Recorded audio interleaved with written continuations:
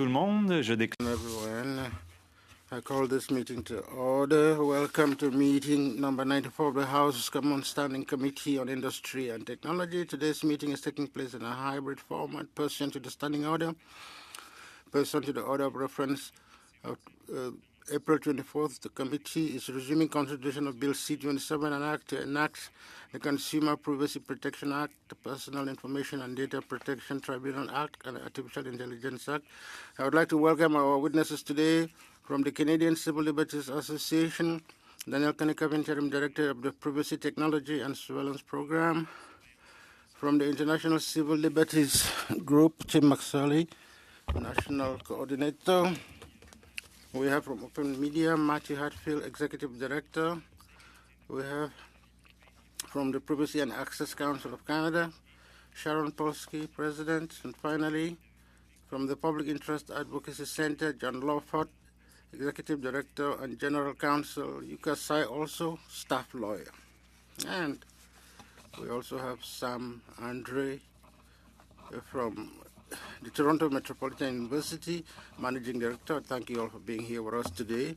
We're pleased that we were able to start on time.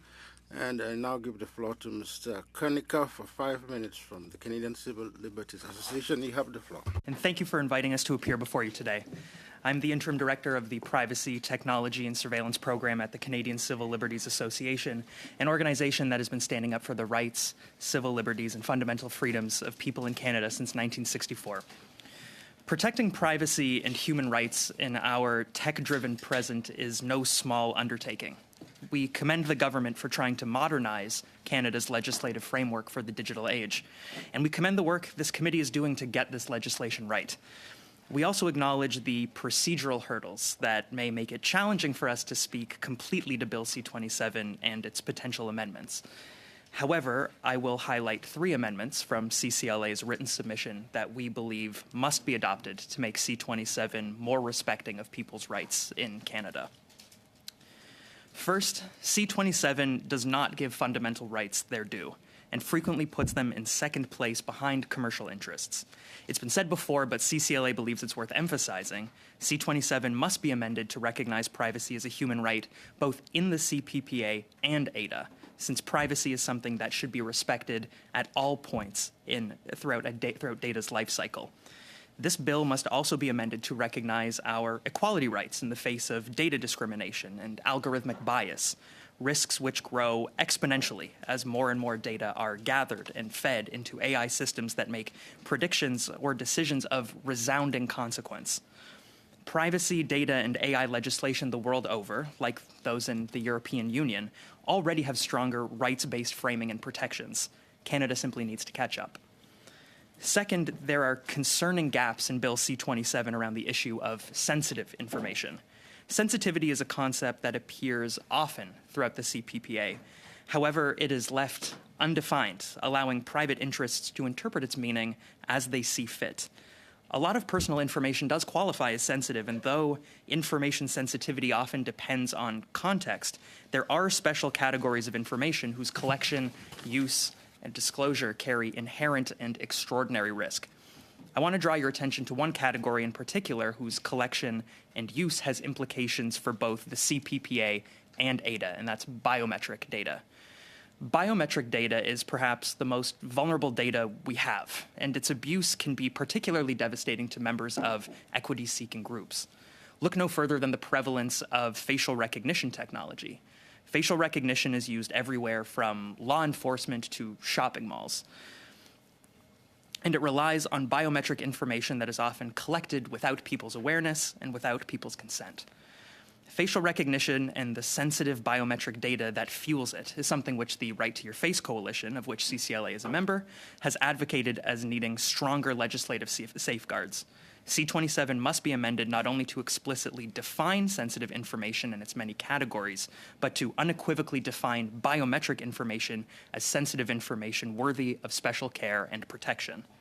Third, and finally, we take issue with the number of consent carve-outs in Section 18 of the CPPA and how these can ultimately trickle down to ADA. These carve-outs are, by and large, an affront to meaningful consent, and so to people's right to privacy. People should be able to meaningfully consent or decline to consent to how private companies gather and handle their personal data. Prioritizing a company's legitimate interest to violate consumer consent over people's privacy is simply inappropriate, as is leaving room for more consent carve-outs to be added in regulations later on. C27 is frankly porous with these exemptions and exceptions, and these gaps come at the expense of people's privacy.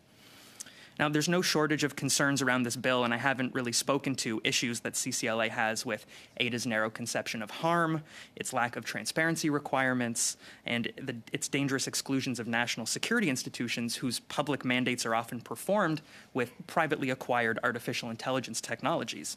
We address these issues in greater depth in our written submission to the committee, but I'd be happy to expand on them in questioning. I'd also like to direct the committee's attention to our written submission, which flags some of these concerns in an AI regulation petition that received over 8,000 signatures. C27 overall needs tighter provisions to prioritize people's fundamental rights. The CPPA needs to plug its gaps around information, sensitivity, and consent, and if ADA is not to be outright scrapped, reset, or just separated from this bill, it needs fundamental rethinking. Thank you. Thank you very much. I'll now yield the floor to Mr. McSorley from the International Civil Liberties Monitoring Group. Thank you very much. Thank you, Chair, and thank you for the invitation to share the perspectives of the ICLMG today regarding Bill C27. We're a Canadian coalition which works to defend civil liberties from the impact of national security and anti-terrorism laws. Our concerns regarding Bill C27 are grounded in this mandate. While we support efforts to modernize Canadian privacy laws and establish AI regulations, the bill unfortunately contains multiple exemptions for national security purposes that are unacceptable and undermine Bill C27's stated goal of protecting the rights and privacy of people in Canada. We have submitted a written brief to the committee with 10 recommendations and accompanying amendments. I'd be happy to speak in more detail about any of these during the question period, but for now I'd like to make 3 specific points. First, in regards to the CPPA, we're opposed to Sections 47 and 48 of the Act, which create exceptions to consent by allowing an organization to disclose, collect, or use personal information if it simply suspects that the information relates to national security, the defence of Canada, or the conduct of international affairs. This is an incredibly low threshold for circumventing consent. Section 48 is particularly egregious. It allows for an organization of its own initiative to collect, use, or disclose an individual's personal information if it simply suspects that the information relates to these 3 areas. The concern does not even need to be connected to a suspected threat. Again, it only needs to relate, and that's not defined in the bill. Not only are these sections overly broad, they're also unnecessary. Other sections of the law allow for more targeted disclosure to government departments and institutions and law enforcement agencies. For example, Section 45 allows an organization to proactively divulge information if it has reasonable grounds to believe, a much higher threshold, that the information relates to the contravention of a law that has been, is being, or will be committed. We contrast that reasonable grounds to believe threshold with simply suspecting that it relates. And in that regard, we find 47 and 48 unnecessary and overly broad. We propose then that sections 47 and 48 simply be removed from the CPPA. Barring that, we've also proposed specific language in our brief that would help to establish a more robust threshold for disclosing personal information. Second, we're deeply concerned with the Artificial Intelligence and Data Act overall. In line with other witnesses, we believe it is a deeply flawed piece of legislation that must be withdrawn in favor of a more considered and appropriate framework.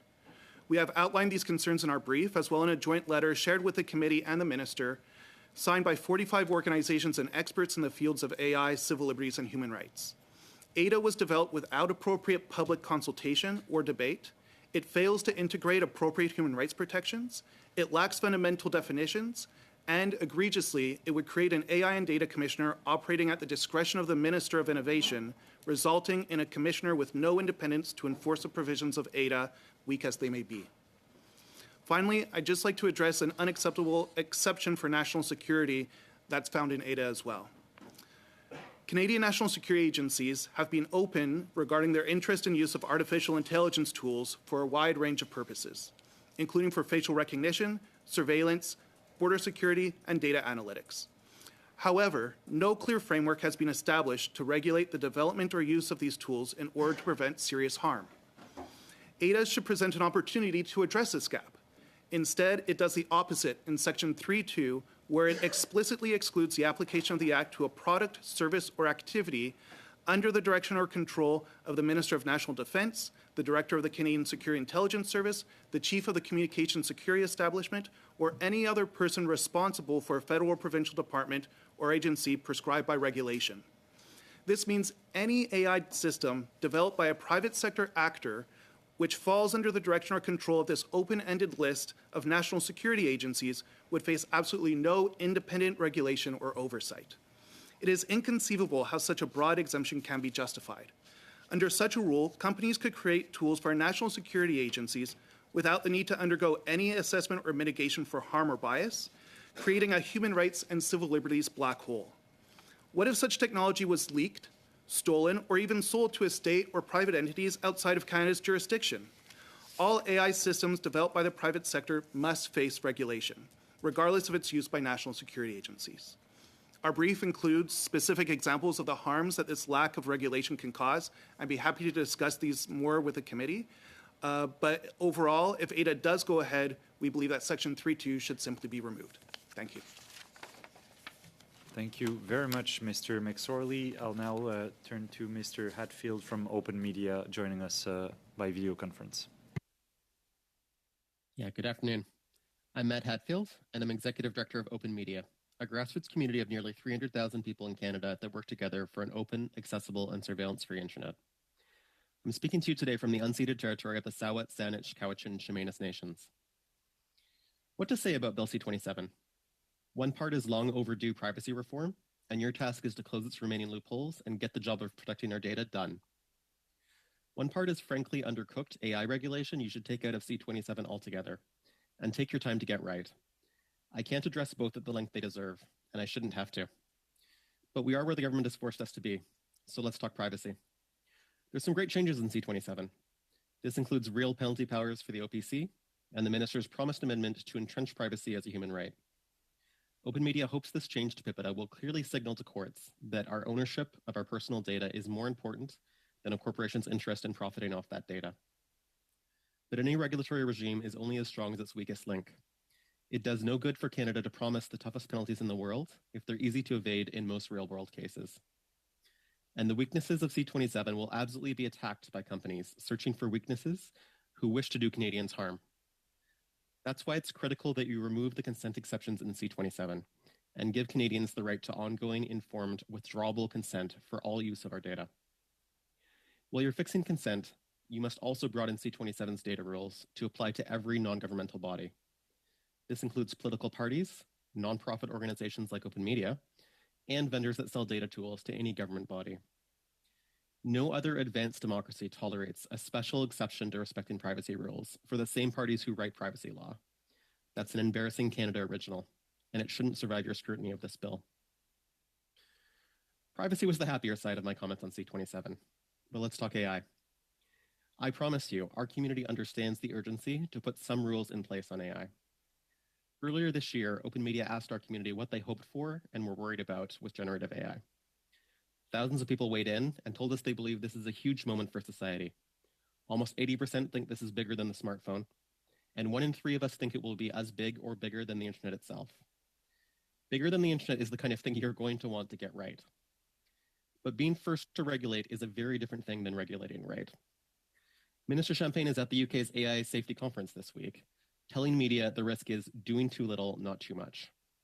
Yet at the same conference, Rishi Sunak used his time to warn that we need to understand the impact of AI systems far more than we currently do in order to regulate them effectively, and that no regulation will succeed if countries hosting AI development do not develop their standards in close parallel.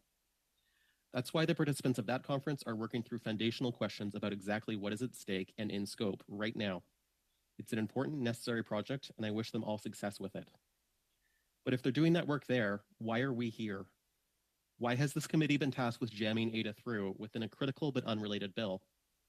Why is Canada confident that we know more than our peers about how to regulate AI? So confident that we're skipping the basic public consultation even moderately important legislation normally receives? I have to ask, Is ADA about protecting Canadians, or is it about creating a permissive environment for shady AI development? If we legislate AI first, without learning in tandem with larger and more cautious jurisdictions, we're not going to wind up with the best protections.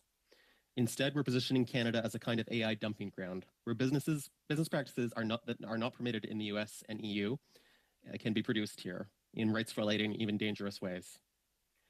I'm worried that's not a bug, that's the point, that our innovation ministry is fast-tracking this legislation precisely to guarantee Canada will have lower AI safety standards than our peers. If generative AI is a hype cycle whose products will mostly underwhelm, then this is much ado about not much, and there's no need to rush this legislation. But if even a fraction of it is as powerful as proponents claim, failing to work with experts and our global peers on best-in-class AI legislation is a tremendous mistake. I urge you to separate ADA from C27 and send it back for full public consultation. But if that isn't in your power, at very least, you cannot allow Canada to become an AI dumping ground. That's why I urge you to make the AI Commissioner report directly to you, our Parliament, not to ISED, a ministry whose mandate to sponsor AI will give it a strong temptation to look the other way on shady practices. That commissioner should be charged with reporting to you yearly on the performance of ADA and gaps that have been revealed in it. And I urge you to mandate parliamentary review of ADA within 2 years of C27 taking effect to decide if it must be amended or replaced. Since PIPEDA reform was first proposed in 2021, Open Media's community has sent more than 24,000 messages to our MPs demanding urgent, comprehensive privacy protections. In the last few months, we've sent another 4,000 messages asking our parliament to take the due time to get ADA right. I hope you will hear us on both points. Thank you, and I look forward to your questions. Merci beaucoup. Je passerai maintenant la parole à Madame Thank you. I now give the floor to Madame Polsky. Access Council of Canada. Thank you, and thank you for inviting me to share some views about Bill C-27 on behalf of the Privacy and Access Council of Canada, an independent, non-profit, non-partisan organization that is not funded by government or by industry. Our members in public and private and non-profit sector organizations work with and assess new technologies every day, as have I through my 30-plus year career as a privacy advisor. And for that entire time, we have all heard the same promise. Technology will provide great benefits. And to an extent, it has. We've also been nudged to do everything digitally, and data is now the foundation of many organizations that collect, analyze, and monetize data, often without the knowledge, much less the real consent of the people the data is about. So it's understandable that there's great support for Bill C-27, except that many of the people who support it don't like it. They figure, though, that it's taken 20 years to get this much, and we can't wait another 20 for something better to replace PIPEDA, so they figure it's better than nothing at all. With respect, we disagree. We do not share the view that settling for the sake of change is better than standing firm for a law that, at its heart, will definitively state that Canadians have a fundamental right to privacy. The minister's concession to add that into the bill itself, not just the preamble, is very welcome. We disagree that settling for bad law is better than nothing, and Bill C-27 is bad law because it undermines everyone's privacy, including children's, however they are defined in each jurisdiction.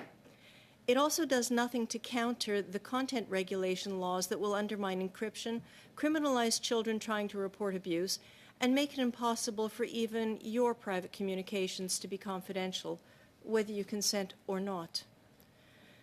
Definition determines outcomes, and Bill C-27 starts off by defining us all as consumers, not as individuals with a fundamental human right to privacy. So it promotes data sharing to foster commerce, jobs, and taxes.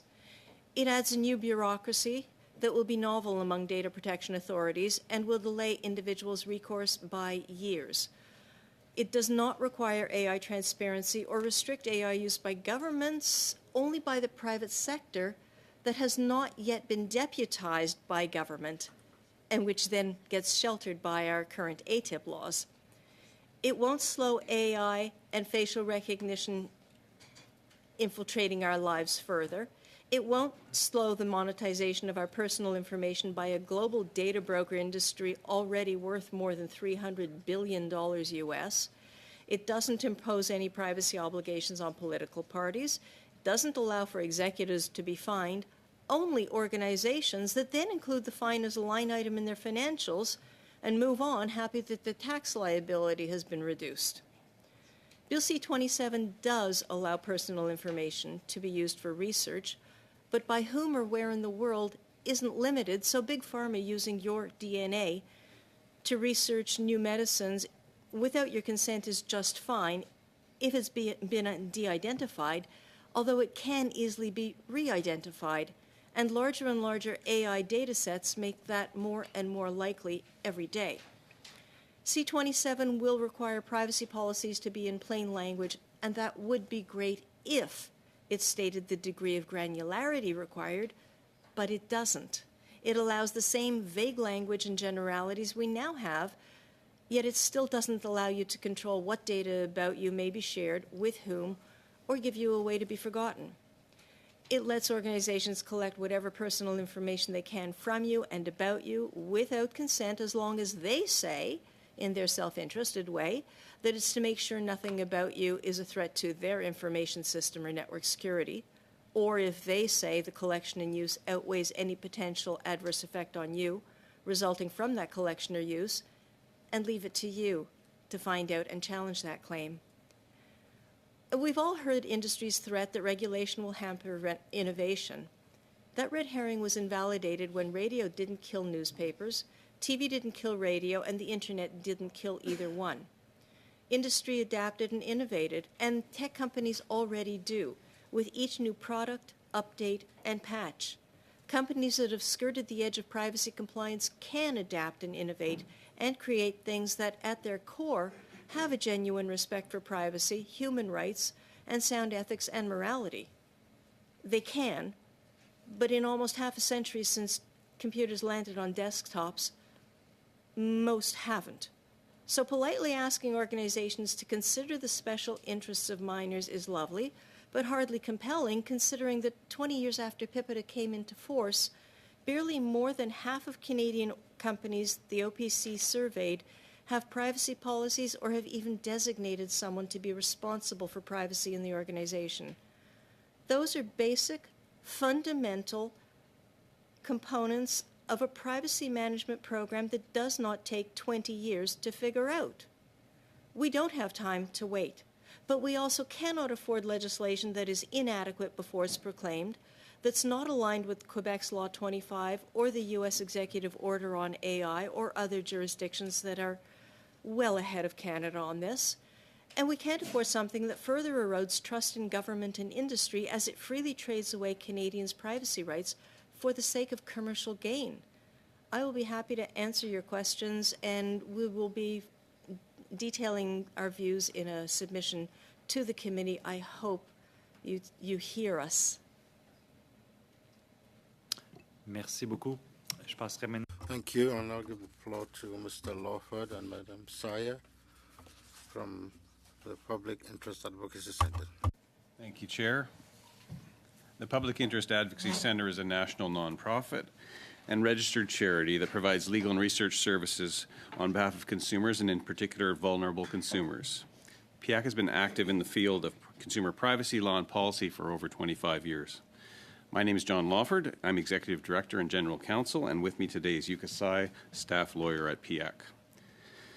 Bill C-27 reverses 25 years of privacy law in Canada. Businesses can now assume consent, and consumers must prove abuse. If that sounds uncomfortable from an individual rights perspective, that's because it is. Firstly, consent. The new business activities exception to consent, which is in subsection 18.1, makes full use of your personal information without your consent or even your knowledge legal for business. Business activities is defined so widely and tautologically in subsection 18.2 that only businesses will be able to define what business is. It's ridiculous. Section 18 completely reverses the default of an individual's informed consent for the collection or use of personal information under PIPEDA. Do Canadians really want that? In addition, the addition of an exception to consent and knowledge in subsection 3 for the collection or use of personal information for legitimate interests is an import from European law, but without the fundamental right to privacy that it modulates in Europe. Secondly, de-identification. Under Section 20, consumers also lose out on opportunities to scrutinize the use of their personal information when it is de-identified. De-identify is defined as to modify personal information so that an individual cannot be directly identified from it, though a risk of the individual being identified remains. It is akin to saying to kill means to take the life of a person directly, although a chance of them remaining alive remains. It is contradictory and meaningless. De-identification was also clearly a use of personal information under PIPEDA. What that use approach stops is indiscriminate filling of databases with personal information with only the most cursory removal of tombstone information identifiers from the data. Re-identification is therefore a real risk, but even de-identified information can harm individuals when they are profiled in databases that are then used to market to them or to deny them services. And Bill C-27 supercharges this outcome. Yuka. Section 39 facilitates a pipeline of data between the industry and the public sector. The government can prescribe any purpose or public entity as socially beneficial, and consumers would never know to question it until issues emerge. We remind everyone of TELUS giving PHAC cell phone data information in 2021. Artificial intelligence, AI, simply is rocket fuel for discrimination. The ADA portion of this bill lacks substance on bias, systemic harms, high-impact systems, government applicability, and denies independent oversight. The proposed tribunal is purpose-built to kill enforcement of the new act. It enables businesses to prolong the resolution process with a soon-to-be captured review board akin to the competition tribunal. It delays to the point of death any class action. The Privacy Commissioner instead should have the power to issue orders and penalties with decisions subject to appeal before the federal court.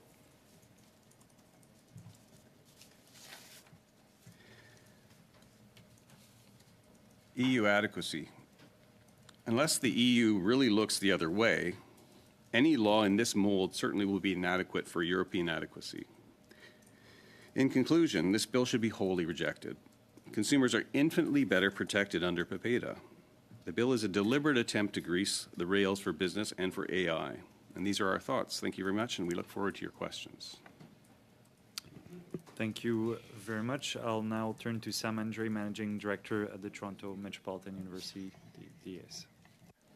Thank you for the invitation to address the committee today. I'm Sam Andre. I'm the Managing Director of the DAS, a think tank at Toronto Metropolitan University, where we work to develop the policy ideas to advance an inclusive, innovative economy, education system, and democracy for Canada. I'm going to focus my remarks today on the AI and Data Act. As many of my colleagues have noted, AI has the potential to have a transformative impact on our economy and our daily lives, but it also poses significant risks, including systemic forms of discrimination, psychological harms, and malicious use. The latest data from StatsCan shows that only about 4% of Canadian businesses are using AI. And so to reach AI's full potential and increase adoption, we need a responsible governance framework. Unfortunately, we think the current bill fails to adequately do that. The bill's surprise introduction and lack of public consultation since have limited the ability of folks in civil society, experts, industry, and equity-deserving communities to engage with this important legislation. Our team at TMU, led by Christelle Desano, has partnered with McGill University's Center for Media, Technology, and Democracy to engage with many of these folks over the last year and has produced recommendations for improving the bill that we'll be sending to the committee. I'm just going to highlight 3 of those today that we hope can be addressed if ADA is moving forward. First, the bill's definition of harm is very narrowly focused on individuals. But the harms of AI systems also occur at broader community and group levels. Depending on the type and context of the system in question, harm to individuals can be difficult to prove and only evident when assessed at a population level. And moreover, there's types of collective harms that are manipulative and exploitative from AI that would likely not be captured by this definition. Things like election interference, harm to the environment, collective harms to children are not harms that would be captured by the definition that's focused on individuals. Second, as my colleagues have said, the proposed regulatory model does not create sufficient independence from the Minister of ISED, who would have competing roles of championing the economic benefits of AI while regulating and enforcing its risks. We think that the proposed AI and Data Commissioner needs to be independent from the Minister, ideally through a parliamentary appointment, and certainly with sufficient resources to support their role. We would also propose two additions, the ability for individuals to make complaints to the Commissioner. Currently, to launch any investigation, the Minister has to have reasonable grounds to believe that an investigation is warranted, which is a very high bar. And also for the Commissioner to be able to conduct preemptive audits. Third, as has been mentioned, this bill currently only applies to the private sector. Minister Champagne's proposed list of high-impact systems that he's shared with this committee that would be potentially subject to regulation includes a number of AI systems commonly used by public sector actors, like facial recognition used by the police and healthcare, but it creates a double standard where the private sector operators of these, or private sector developers of these systems are going to be subject to regulation, and our public servants operating them will not be. This double standard is unlike the EU, and it fails to position the Canadian government as leading by example through legal bans and guardrails for its own responsible development and use of AI. The current structure of the bill, particularly its commissioner being an ISED department official, makes it poorly structured to provide oversight for all public sector AI. We acknowledge that it would not be an easy amendment job, but I would just note that Parliament needs to prioritize the development of AI regulation for the public sector, which needs to include adequate public consultation and engagement. I want to close by saying that Canada's investments in developing and AI systems and research have not yet been matched by a comparable effort to regulate the quickly evolving risks of the technology. We're encouraged that the Minister and this committee are open to amendments that will strengthen the bill, and there's really a large community across Canada that want to help. Thank you for the opportunity. Merci beaucoup. Alors, Thank you. So, to begin our discussion, I'll give the floor to Mr. Perkins for 6 minutes. Merci, Monsieur le Président. Je tiens à remercier les témoins pour leur présentation sur ce projet de loi très, très intéressant. Alors, but it is a broken bill in the... getting French. Oh, just 1 second. We'll make sure that everything is working properly. I'm speaking in English right now. Is it okay on your end, Mr. I hear you well with this here, but I know it's not coming in this year. No? Okay, but just at a loss for why you... Could you speak in French? I'll see if it translates. Oui, bon, pas de problème. Je peux parler en français. No problem. Maybe I can say this in French. Can you hear me now? It seems to... Okay. Oui, Okay.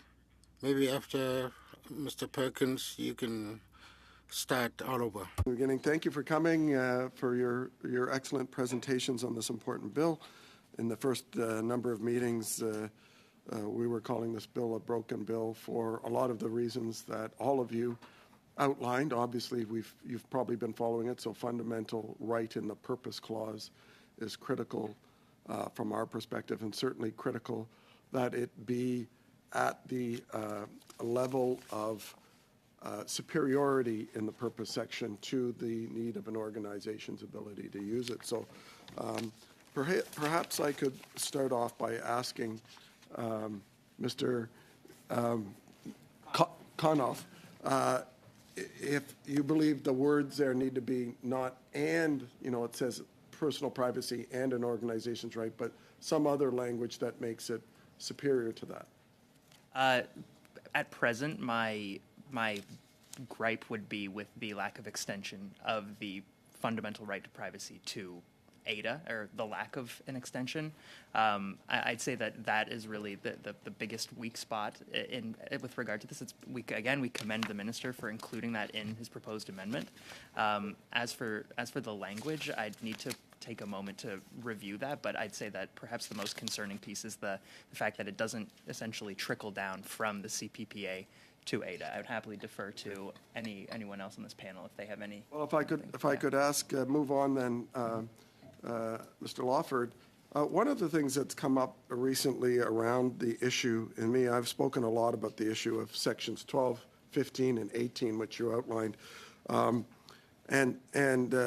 Section 15 outlines plain language in consent, which obviously is not something we get a lot of when we do that. And I'm reading the latest terms and conditions from Zoom that were released in the summer, where it reached the news a bit that Zoom was actually taking the right to transcribe and own everything that is said. But the thing that really bothers me is 15.2 of their terms and conditions, which is in almost every organization, and I'll read it to you. It says, you agree that Zoom may modify, delete, and make additions to its guides, statements, policies, and notices with or without notice to you, and for similar guides, statements, policies, and notices applicable to your use of the services by posting an updated version on the web page. So they don't actually come out and say, we're changing the terms. We'll just post it somewhere on a mysterious web page and assume that you've consented to the fact that we're now going to transcribe and own everything you say on Zoom. And so what can be done in sections 15 and 18? Well, I'll leave 18 because that's a different discussion, but in 15, to fix that so that companies don't have that right to do whatever they want to the terms and conditions without an individual's knowledge. Well, under the present Act, if you change the purpose for which you're using and collecting personal information, you have to give a chance for reconsent.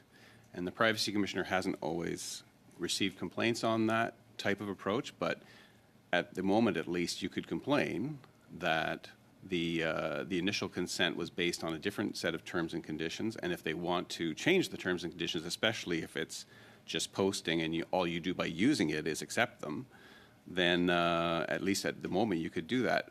My concern is, sorry, I'm going to say Section 18. With Section 18, Zoom can say that's the way business is done with online programs now, sir.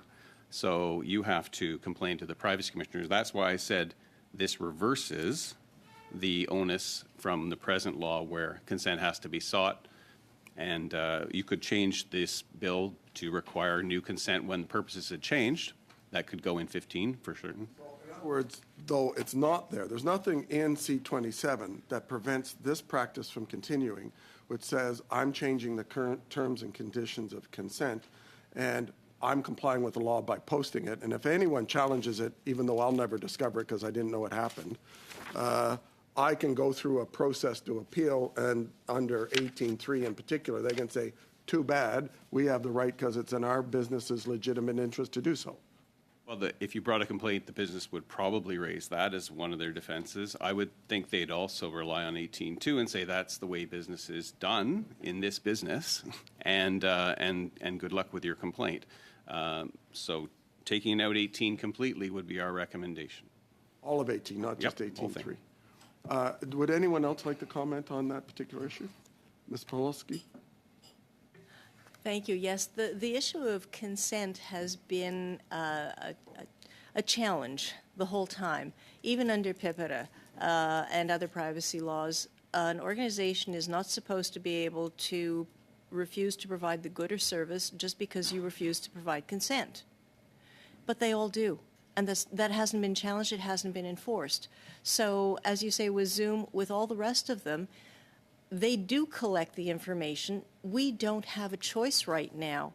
It's all or nothing, a Faustian bargain. You want to use this website, you want to get a car loan online, you want to do anything online.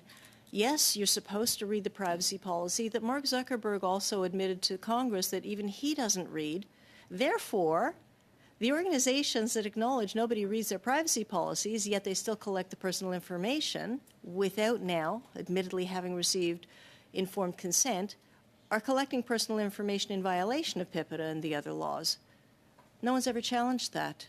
The only way we're going to get around it is to give each one of us a control as to who gets our information and what they're going to do with it. If I say, yes, Zoom, you may collect these pieces of information about me. You will give me a receipt, an automated receipt system, so that I have proof that this was what I consented to. I have something to challenge them with. If the companies were held to account, and it's a challenge because most of them are outside of Canada, but other laws do have extra territorial reach. Perhaps this one could as well, because consent is the foundation of all of this in the EU also. It's not a whole lot better. That's one we absolutely have to tighten up. And most privacy lawyers I've talked to in my consultation on this, I've done a lot of consultation on this, contrary to what the minister did, have said they don't even read the consent requirements that they're asked to do. So if privacy lawyers don't do it, how are the rest of us going to survive? Thank you, Mr. Perkins. Mr. Van Bynen, the floor is yours. Thank you, Mr. Chair. I understand the concerns that you have in terms of requiring consent. How are you going to deal with consent fatigue? And is that a risk that you, and I'll start with Mr. Konikoff. I personally don't think consent should be something we can be fatigued of. I think consent is an ongoing process and is something that, if regardless of a service, the more informed you are at the outset before using it, I recognize that there are challenges in place, or that there are hurdles to getting people to actually meaningfully engage with very boring, very stuffy privacy policies. I don't think that it's really something I would conceive in terms of fatigue. But isn't that what's happening now, is the complexity of the consent? People don't read them, people provide it, and so it's enabling organizations to deal with their data in any way they wish. So it's an offshoot of consent fatigue.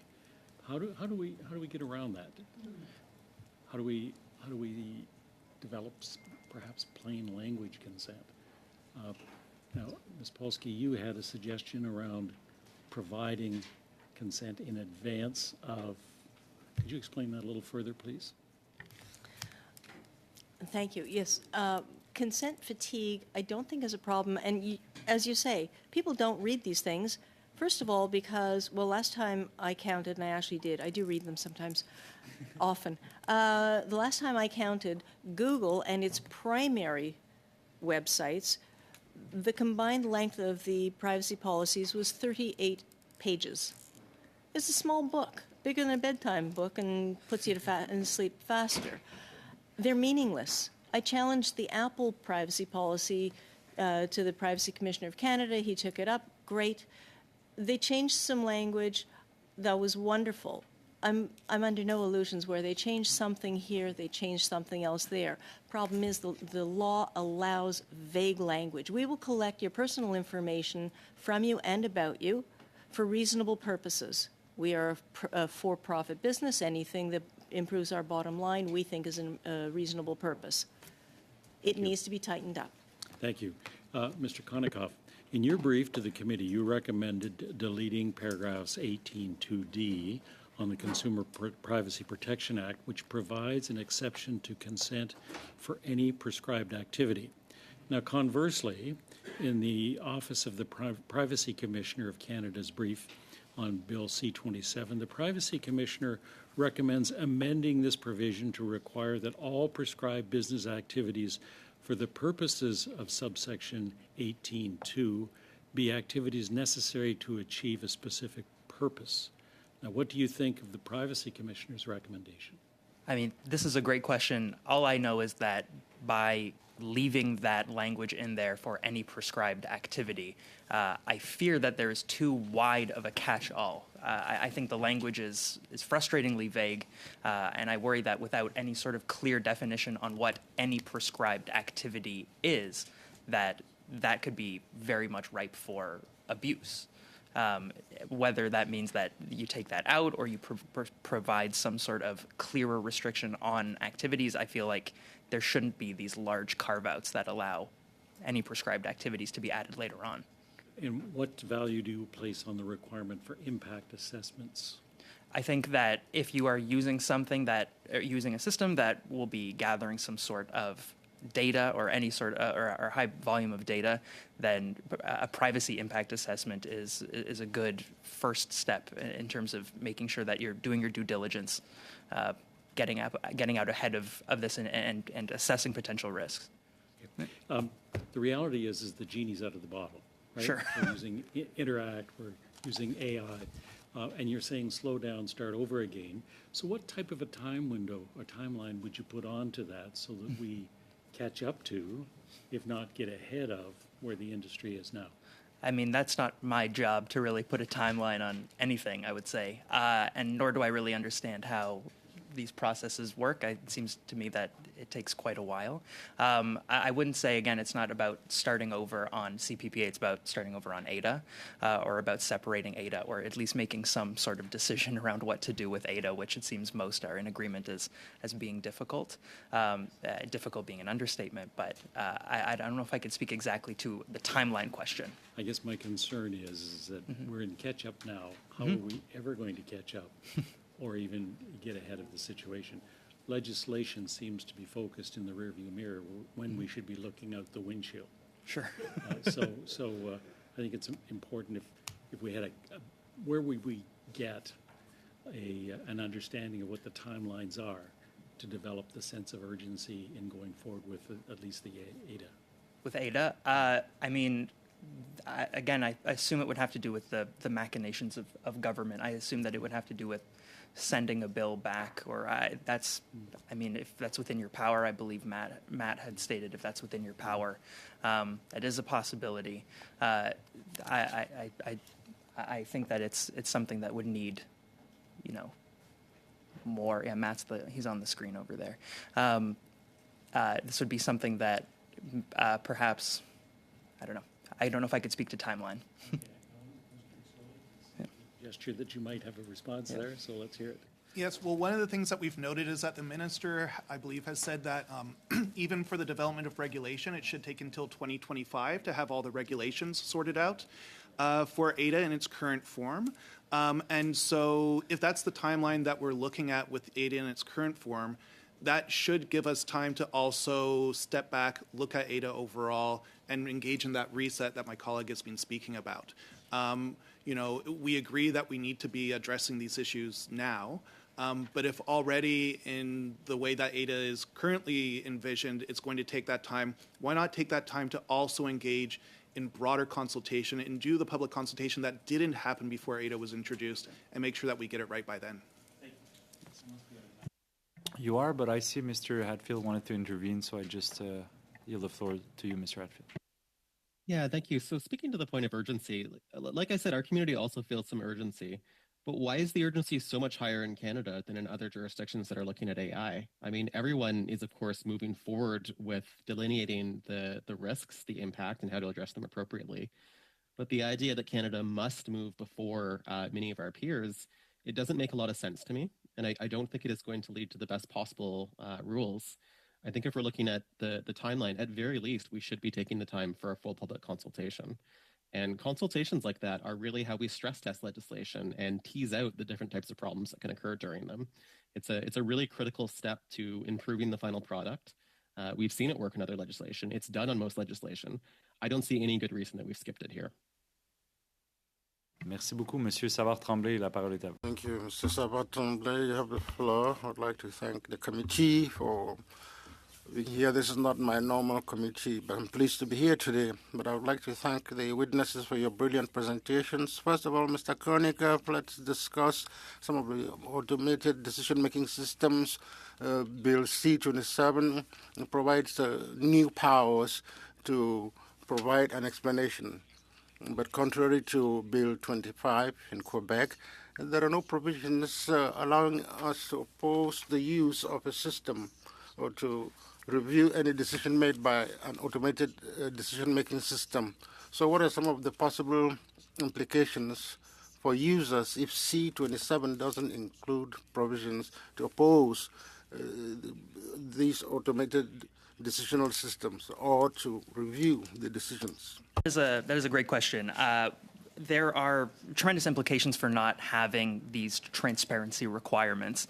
I can even look, you mentioned Quebec, but I can also turn to the GDPR, which is not explicitly to do with AI, but has implications for AI. What with the use of data in AI, the GDPR contains a right within it. That is the right to not be subject to a decision based solely on automated systems. I think that is something that could serve potentially as a template to be included in ADA, as well as clearer transparency requirements, not only for systems that are high impact, but for systems that are. Donc, vous seriez favorable à So you will be in favor of imposing similar provisions as you have in Europe and Quebec in this bill, C-27? Yes. Yep. Merci maintenant. Thank you. Now, in the order of things with C-27, such as it is drafted, who should the consumer go to if they want to challenge a decision or provide some more details? Beg your pardon, can you repeat that? Là, Here, currently with C-27, who does the consumer have to go to if they want to challenge a decision? Is there a body, an organization, some authority? So there is a consumer challenge. Je ne sais pas si quelqu'un a la réponse. Mais... Does somebody else have an idea? So if it has a significant impact, you have the ability to request information, but there's no ability to appeal or challenge or have a human review it, as you say, as other jurisdictions have done. Ce qui est problématique selon vous. Which causes a problem. Do you believe so? Yes. Également, M. Cogny. And also, Mr. Konikoff, in your opinion, what really prevents us from suggesting to the public sector and the private sector, should we go further to protect Canadians and Quebecers' information? We go further to Quebec, to protect information. Yes, absolutely. I don't think that this goes far enough, and we've laid out some possibilities to firm that up. Merci. Monsieur Thank you, Mr. McSorley. To you then. As you know, the minister came up with a voluntary code of conduct to develop a responsible management of these artificial intelligence systems. This was done last week with the rapid development of technology. Is that the best solution? What do you think? Do you think it's realistic to believe that corporations will self-regulate through some magic wand? No. Very simply, no. Self-regulation is not appropriate or adequate.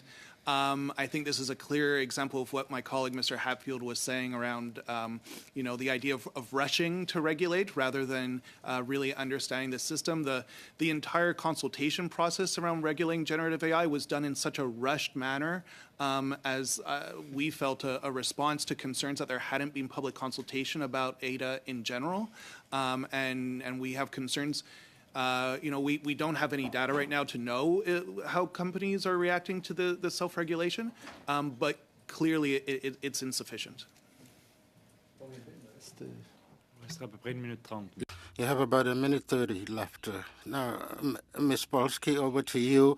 In a document from April 14, 2023, the Canadian Council for Access to Privacy says that the artificial law proposed by the European Union would be the global standard for artificial intelligence for these generative systems for general use. Why do you believe that the law on artificial intelligence proposed by the European Union could become such a global standard? We've seen it with the GDPR that the comprehensiveness of that regulation and its extra-jurisdictional applicability became the global standard very, very quickly. It was a bar that was set high. And yes, a lot of organizations, a lot of companies whined and complained and said it's going to cost us a lot of money to actually comply with the law, and they did it anyhow.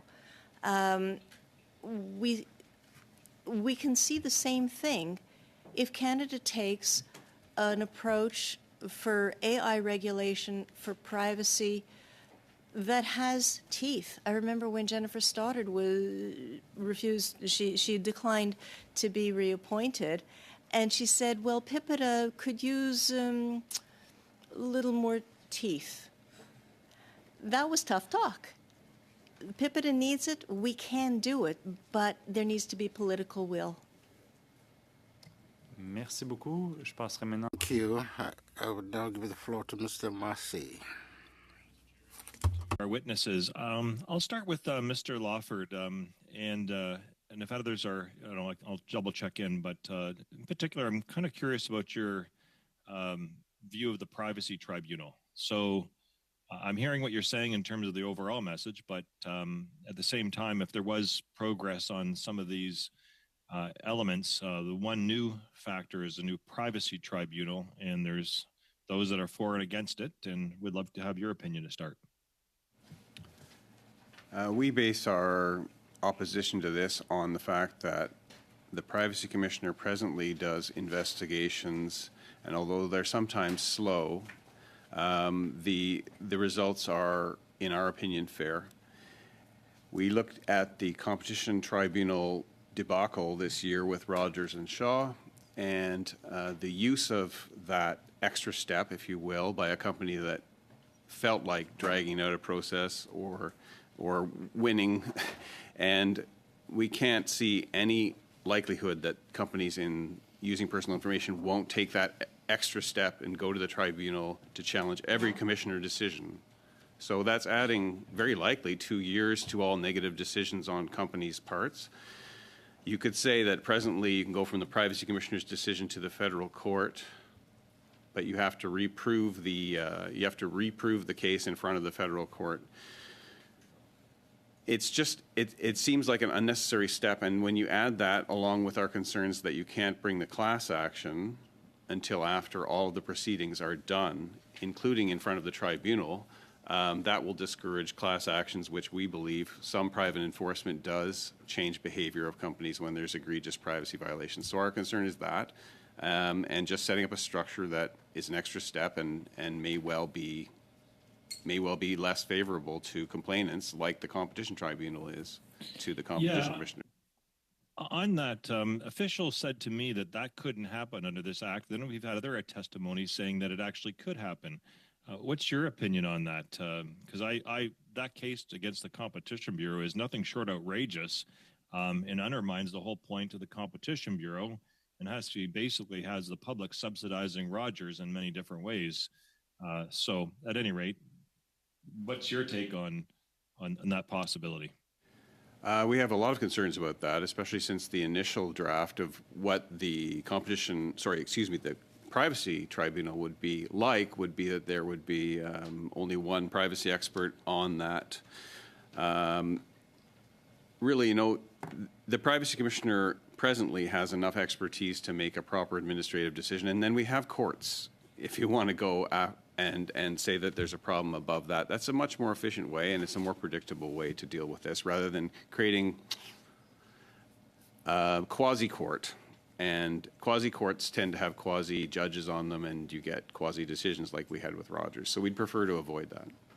Yeah, and I'm not aware of any other country that actually has a privacy tribunal. I guess the one thing I would like to ask before I turn it over to some other guests there, what's your view on the private right of action that the United States has? What's the importance of that versus what we don't have here? Well, in the United States, of course, they don't have a comprehensive privacy law. We're lucky to have PIPEDA here, so a lot of our issues don't have to go to court. But for those very difficult situations or widespread privacy violations, at least the threat of a class action can focus the mind of the larger corporations, and we think that it's a good tool to use and to preserve in this act.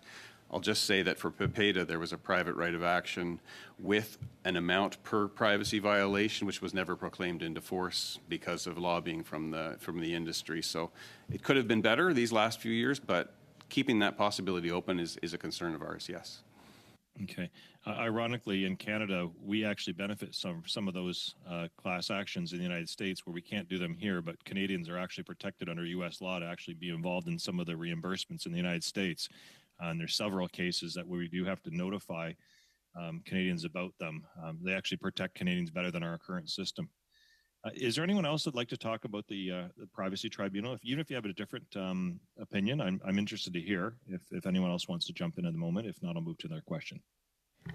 I will offer a quick comment that there is some concern as to who will be appointed and by whom. If there's only going to be one privacy expert on the tribunal that is appointed by the industry ministry, whose interest is to promote commerce, it undermines fairness. We also are concerned, though, that if a commissioner's decision ends up having to be reviewed and then the offending organization has the opportunity to exhaust all of its legal recourse, and as Mr. Lawford said, that creates delay, and then a private right of action kicks in, I now get the honor and pleasure to hire a lawyer and spend even more money and years more as the offending organization with much deeper pockets than most people, I would venture, have. To what point? By the time they have exhausted their legal recourse, am I even going to be alive? Thank you, Mr. Chair, and thank you to the witnesses. Thank you very much, Mr. Williams. I'd like to talk about ADA and the AI Act with each one of you. So I'm going to ask each one of you, and you can give me some time to answer, on a scale of 1 to 10, 1 being terrible, 10 being good, how good or how bad is this AIDA legislation, this part of the bill right now? We'll start with... Oh my God, Yep. I got to pick a number? Mr. Konikoff. Should we try to get on board together with what numbers we're going to go for here? Please no. Okay, no, okay. Yeah, I mean, I would load it. I would rate it south of 5 if I'm being generous. Although, I mean, I don't know where we're at. I think that given our mandate to look at fundamental rights and privacy, it is a failure on both fronts. So maybe 5 is high. I don't know. Councillor Sorley? 2. Yeah, you know what? I'm going to go with 2. Can't change back. No, I can't. Is that in the record now? Yeah. I think you're being very generous at 5. I'm just a nice guy. I don't know. You're very nice. It's a starting point. It has drawn attention. It has turned your minds, and the discussions have turned your minds to some of the very many problems that have to be faced. As a starting point, yeah, okay. As what it is now, about a 1, generously a 1.5. Lawford? I think together we each give it a 1, so 2. Average. Mr. Andrew? Maybe a 3. I may be more charitable that I think it was well intended. I don't ascribe malicious motives to it, but it has lots that needs to be improved. Okay. And Mr. Hatfield online? I mean, I'd rate it between a 3 and an undeciphered symbol. We simply don't know what ADA will be in the final version. We don't have every piece of the puzzle. I think as a starting point, as a white paper that we could then run a consultation around, sure, great start. But at the speed it's moving, I can't give it a positive rating. And I think that follows the testimony we've heard. It seems that this was brought as an afterthought, no public consultation. So I'm going to leave it at that. I think we can all agree that we can agree on that. Ms. Polsky, I do want to talk about privacy impact assessments. I know that you have an intimate knowledge of them. I'd like to ask you if we should make them more widely used in our privacy regime. Making them more widely used, yes, absolutely. The problem comes in that many organizations leave it to the people, the operational people in the departments to do the preliminary assessment. Do you think this new product system, whatever, is going to have an impact? When the people do not understand what privacy is, what privacy laws require, what the rights and responsibilities are, they're under the gun. They have budgets. They have deadlines. They go, no privacy problem here. They don't understand the unintended consequences. They don't understand the technology, the law, the business side of it. They're looking at it from a very, very narrow perspective. So that's the first point, is we need more education. There needs to be a mandate about all of this to the people in the organization. Then the other part that's really critical is an awful lot of organizations require that whoever does a privacy impact assessment follow the guidelines of their jurisdictional privacy regulator, commissioner. Those tend to be checklists. They do not want fulsome legal analysis. They do not want the full picture. They want to be able to say, we did a PIA, tick that box, move on, suivant next, and let's get business done. And that's public and private sector. The EU has legitimate interest assessments which have to be filled out by their privacy oversight bodies. Should we be using our PIAs to better define legitimate interests?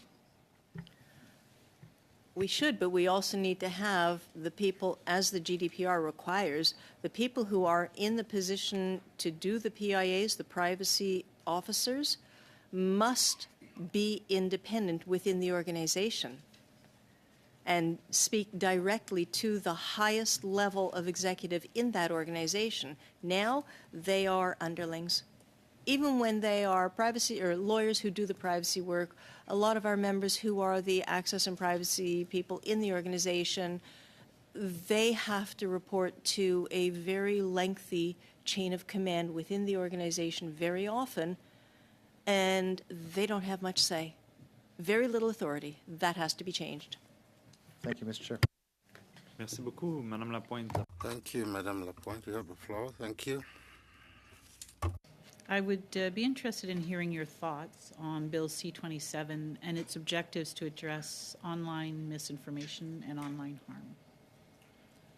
Sure, yeah, I would be delighted. I think, so we think a lot about kind of misinformation and online harm, and the government has been considering legislation on online safety for a while and been consulting about it, which we remain urging of that moving forward.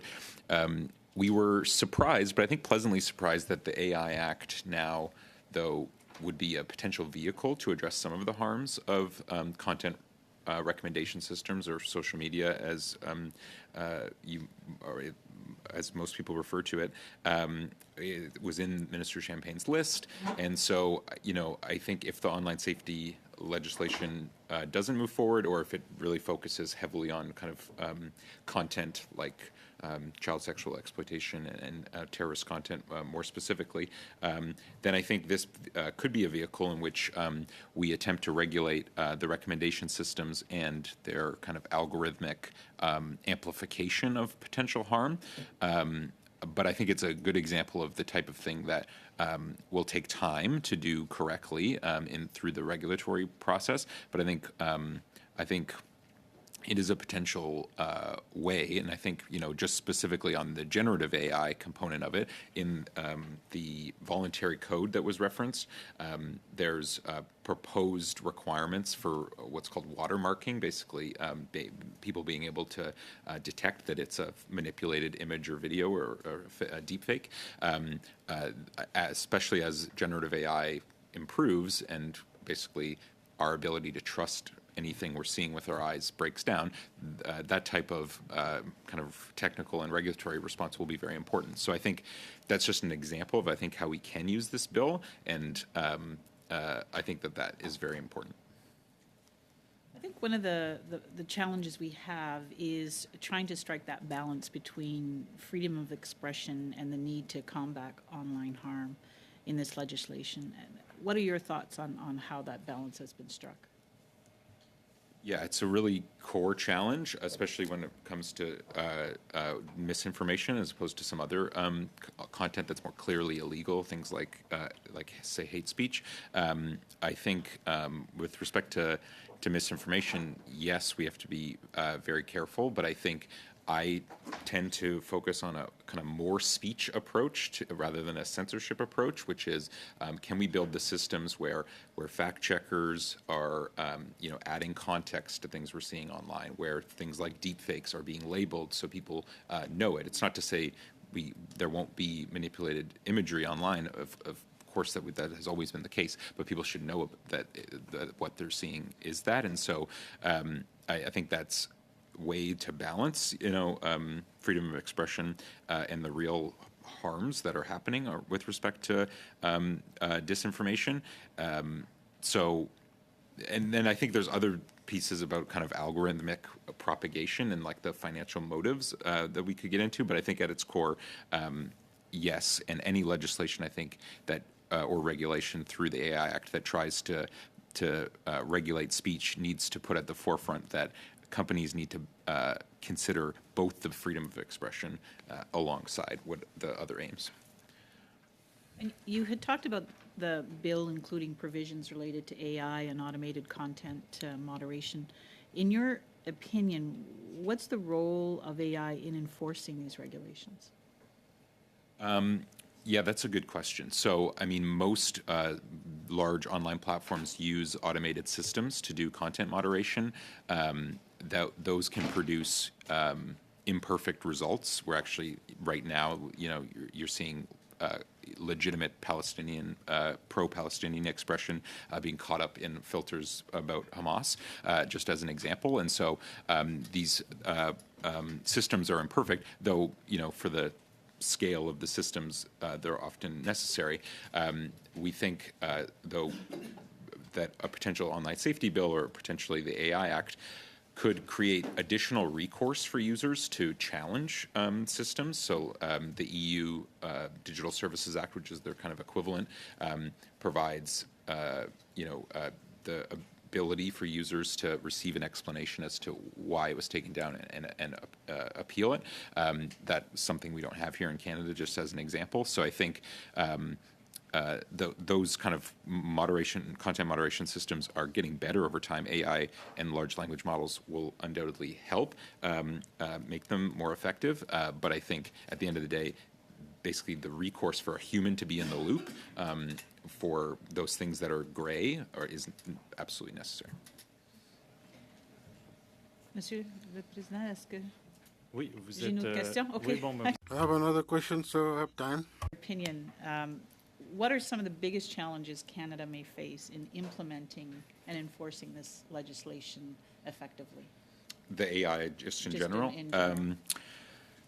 I think it will be a challenging task. I think part of the challenge is that AI, and it's the reason that the bill exists in the first place, is going to start to affect every part of the economy, and it's going to be used in a bunch of different sectors in a bunch of different ways. And so the regulator, whoever it is going to be tasked with having to develop deep expertise in a lot of functions of the economy to be able to regulate its potential risks and harms. So I think that is number one. But I think it's also why the existing regulatory model is so worrisome, that it's so deeply embedded within the department. And so, we would urge creating more independence. And I think there's a bunch of ways that could happen. I think, you could make it a parliamentary appointment that's by itself. There have been some suggestions of giving it to the Privacy Commissioner, which obviously has, some resources and infrastructure and expertise. But, I can see both sides of that AI is broader than the risks of AI are broader than privacy. Or at the very least, make it a GIC appointment, which are imperfect, but at least create some accountability and rules around the appointment. But at the moment, it's not even that. And so maybe I could have more to say about that, but I'll leave it there. Thank you. Thank you. I'll just give the chance to Mr. Hadfield to add his comments. Yeah, just a quick observation on Canada's positioning here. A lot of AI models and outputs of AI models are going to be created in other countries, but will still affect Canada. And we can't prevent some of the worst harms that could occur from AI on our own. They're going to affect us even if we have incredible laws here. However, Canada could distinguish itself by having uniquely poor AI rules. We could go it alone in the sense of having some major misses on preventing harms, and allowing people to do things in Canada that are actually not permitted elsewhere. And that's why I'm very concerned about the balance of cost and benefit of us going it alone and trying to be out first here. Is I'm not sure that we can win big. I do think we can lose big. Thank you. Monsieur Savard-Tremblay. Mr. Savard-Tremblay, 2.5 minutes. Okay. Mr. Andre, in your report last month, you said Quebec had the adoption rate for artificial intelligence that was the highest in Canada, and you said only 2% of corporations raise issues related to confidentiality, and even fewer companies raise legal obstacles. But you say corporations don't have the entire package in terms of the information required to fully grasp the value and the profitability of these technologies. First of all, why does Quebec have an acceptance rate which is higher in comparison to other provinces? Great question. I think Quebec has done a nice job of creating a robust AI ecosystem, and I think that shows up in the numbers that more Quebec businesses have adopted AI systems. It's still not that much higher than the rest of the country. Like, it's still in single digits, but it's better than the rest of the country. And I think we can have lessons to learn there. I think, AI adoption, I know we're here talking about kind of privacy risks and harms, but for Canada's prosperity, we have to become a more innovative and productive economy, and technology is a key enabler of that. So I don't want to come across as anti-AI. AI is very important. But I think to do it responsibly or to increase adoption, companies want assurance that what they're going to deploy is not going to get them in trouble, is going to be safe, is subject to legal guardrails. So these things work together, and I think there's also work to be done on kind of workforce development and talent and a whole bunch of other obviously enabling conditions. But I actually do think that the AI Act can help in assuring companies, especially small medium enterprises who are not going to have lawyers to access to think about these things, that the AI they're going to purchase is safe to use. Yes, you spoke about this. You said we have to broadcast in a more responsible way. It's a good tool for prosperity. But what should we do in order to promote the act in a more responsible manner? I think I got that. So was the question, sorry, do you mind repeating the question? I'm sorry. Yes, I was just wondering. You said that responsible use of IA has to be done. This is a tool for the prosperity of our people and development of our economies. But what should we include in the law to achieve that purpose? Thank you. So I think the ability for the law to meaningfully prevent and ban outright kind of bias of these systems, psychological harm and misuse, malicious use. I think it depends on the kind of context of the system we're talking about, but in financial services, in healthcare, in content moderation, which we were talking about, generative AI, there's a whole variety of ways in which harms and risks could manifest. And so what is good about this bill is it is comprehensive and wide in terms of its kind of application. And so the regulator, when they get stood up, will have a big job to sort of start prioritizing which to focus on first. And, Minister Champagne's list provides some hints at that. But I think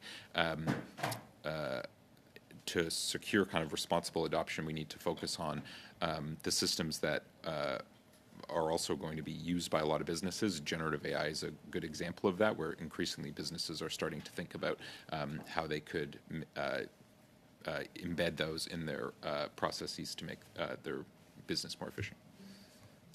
Thank you. Mr. Massé. Thank you, Mr. Chair. Maybe to Mr. Hatfield first, and I'll go to the other panelists real quick as well too. What's your opinion, or do you have one, on an AI and data commissioner as an independent officer of Parliament? And that could even be done even before or without this bill, similar to the Privacy Commission and Competition Bureau, so forth, because it seems like there's consensus almost on the Hill that this is going to really involve almost all different parliamentary functions and committees and so forth. So to you, Mr. Hatfield, and then if anybody else in the panel in the room would like to comment, I have a couple of minutes, so just please as quick as you can. Thanks. Yes, I think that'd be immensely valuable, and especially getting them started on reporting to Parliament on what they see going on and evaluating the legislation either before or after it's passed would be valuable. Excellent, thank you. Is anybody else in the panel there? Yes, if I may. I think it's terrific. Yes, of course. I think it's a terrific idea if the law requires that regulator and others be fully funded so that they can actually do the job that they are tasked with doing. And if they are able to and write it into ADA when it's split out from C27 and becomes its own, please, so that before AI products are allowed to be put on the market, and I don't care from where in the world they are, they must go through basically a sandbox, a testing sandbox, so that it's not the self-interested vendor saying, don't worry, your pretty little head is not biased, but it is an independent officer of Parliament whose office will identify and test the products confidentially, so there's no secrets being divulged, no IP worries on behalf of the companies, so that the same as any other product needs to be fit for purpose before it's released on the market, AI products must also. Can I just add quickly to that, which is let's not also make the same mistake as we did with the Privacy Commissioner, which is if it is going to be set up as an independent agent, that it has information sharing powers with the government and with other commissioners, because a lot of these investigations are going to span competition, privacy, and other functions. That's actually a good point, Mr. Andry. And with that, though, would you agree with it having like more of a confidential quarter to it in terms of, at some point there has to be public accountability in terms of, especially when a decision's made, and I guess to balance out I guess the private investment that's taken place, but also too when a decision's made, full accountability to the public again about how and what a decision was made and why. Yeah, absolutely. I think just information sharing powers to enable that investigation. But yeah, of course, when it comes to like an enforcement or a fine or a decision, it should be clear who's doing what for sure. Great. Thank you, Mr. Chair, and thank you to the witnesses. Thank you to all. Just before I turn to Mr. Viss, I'd like to seek unanimous consent from committee members. As you all know, we've received a 1064 to study the SDTC affair. So based on the timeline, we would need to study it on Monday. I'm asking unanimous consent to do it on Tuesday because we have a committee meeting on Tuesday, and so far witnesses invited have declined. So that would be a good use of committee time if all are in agreement that we do it on Tuesday. So that's beyond the timeline. So do I have unanimous consent? I see that we do. Thank you so much. Mr. Viss, floor is yours. Thank you, Mr. Chair. To Mr. Hatfield, last year Open Media gave Bill C-27 a failing grade of D. Referring specifically in protections for children, how would you grade protection of children in Bill C-27? I think it's good to have some unique protections and to force companies to handle them slightly differently. I do think we need to ask ourselves whether many of the protections enjoyed by children shouldn't be enjoyed by everyone in Canada. It's sometimes not clear why only children deserve certain standards of protection. So really giving ongoing informed consent to everyone would be valuable, and withdrawable consent. Okay. Bill C-27 does not include a definition of sensitive information, yet it does outline that children's data would be subject to sensitive information. Do you think it's problematic that the government did not include a definition of sensitive information, both for general purposes and specifically for children? Yes, absolutely. At very least, an indication of how that would be determined by regulation. Do you think it's ethically wrong if the government enables companies the ability to monetize biometric and data locations of children and to sell that information for a profit? Yes, I do, but I also think it's ethically wrong for adults. I think we should both be protected from that. Okay. Would open media support amendments that would specifically address protecting biometric information for children and their location information? Yes, depending upon the wording, but our feedback might end up being we should extend this to everyone with a small private extra portion for children. Thank you. Turning to Ms. Polsky, in your mind, what are some of the biggest gaps in Bill C-27's protection of children's beyond sensitive information that I've already raised? Well, privacy legislation, we all have a right to privacy without an age limit, but when it comes to children, we already have children's information being gathered surreptitiously and shared with the data broker industry without consent of their own or their parents. Do you believe that's ethically wrong? Of course, it's ethically wrong. It's reprehensible. It doesn't give parents, guardians, or the kids any say. And then they get bombarded with all sorts of, whether it's online ads or bots or negative commentary. I mean, we know now it's in. Morally wrong? Would it be morally wrong? I'm the parent of 3 children, and I'm in a unique position to do something significant for kids. Would it be morally wrong for me as a legislator if I didn't take severe action or put forward major amendments in this bill to ensure that companies couldn't commercialize the data of children? I think you would be failing as a parent. I also have children, and I think it's incumbent on all of us, whether we have children or not, to protect the kids, because whatever goes online now, they get to live with for the rest of their lives, and it gets monitored. Yeah, it would be an abdication of a parental responsibility. In respect to going back to sensitive information, I'm sorry to cut you off, do you believe it is incumbent upon this committee to provide not only a fulsome definition of sensitive information, but also specific examples so we do not leave it to regulators or judges to determine what sensitive information is regarding children? It's going to be a monumental task to do it, yes, but I don't know anything. I've never encountered anything where it's been possible to create an exhaustive list. Conceptual, perhaps. Categories, perhaps. But it's got to be able to be expanded, reviewed, and expanded as necessary frequently. What about in this approach? Some of my colleagues have mentioned Section 18 of this legislation, and the last clause, I believe, in Section 18 outlines any other prescribed activity. What if I use the language like any other prescribed activity, but in respect to limiting companies from using the information of children, a broad clause that would provide protection for children so to as avoid any commercialization of data for children that is unnecessary?